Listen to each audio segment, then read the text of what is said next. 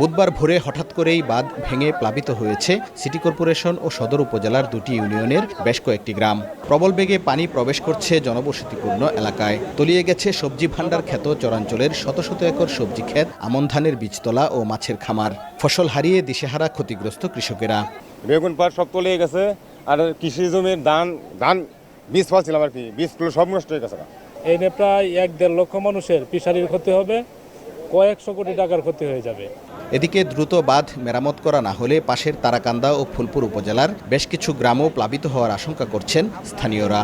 আর ক্ষতিগ্রস্ত এলাকায় দ্রুত ত্রাণ সহায়তা চেয়েছেন স্থানীয় জনপ্রতিনিধি। আর এই পানিতে রাত পর্যন্ত যাইবো, কালকে পর্যন্ত যাইবো, কি তোর ক্ষতি যায় কোনো শেষ নাই। আতঙ্ক শুরু হয়ে গেছে অলরেডি। শিশু থেকে বৃদ্ধ, আবাল বনিতা সকলেই আসলে এটি নিয়ে ব্যাপকভাবে চিন্তিত। এই মুহূর্তে কিছু ত্রাণ এবং পরবর্তীতে যেমন কিছু বীজ তোলার প্রয়োজন হবে, এটা যদি সরকারিভাবে সহায়তা করা যায়